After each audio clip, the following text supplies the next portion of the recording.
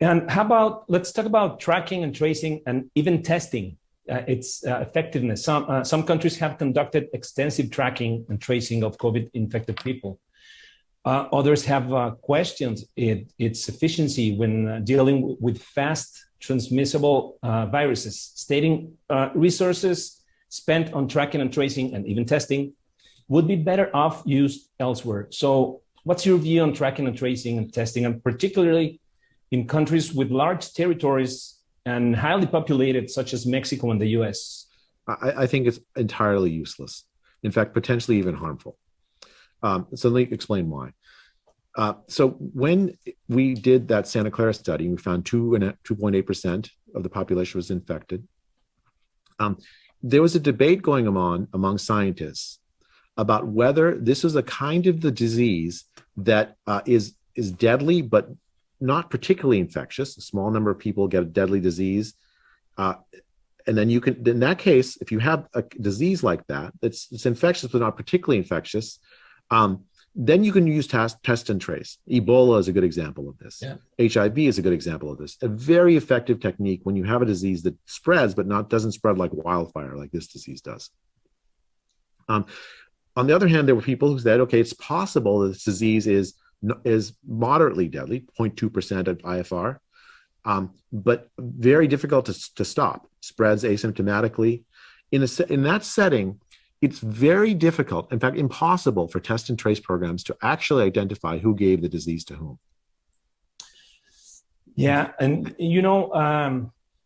that has something to do with the model that Mexico follows, which is the Sentinel model. Mexico uses this Sentinel model for tracking the spread of a virus, and it has been criticized by some people. They even said it's an obsolete model. So what's your opinion on it? Okay, but first, for those who are not familiar with a Sentinel model, it is a method for tracking the spread of a virus based on samples of infected patients located geographically. I hope I explained it well. But what's your view on it? So I think that's how we track almost all diseases.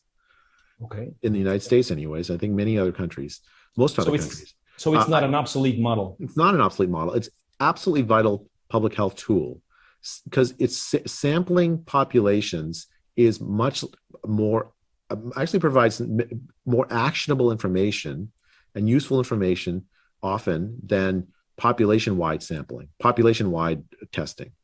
Let me return to, I made a claim earlier that I want to make sure I defend. I said that test and trace in this context is harmful. Well, why is it harmful? Because what it does is it identifies many contacts who actually are not infected and isolates them, puts them in quarantine, takes them out of school, puts them out of their lives. Well, that is harmful. That in effect is a kind of lockdown, a mini lockdown that happens.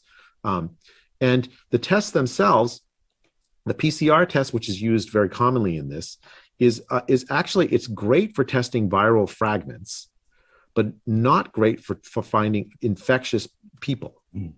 The antigen tests are much better for that.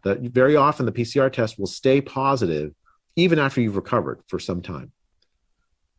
And so the PCR test is great for viral fragments, but much less good for finding infectious people.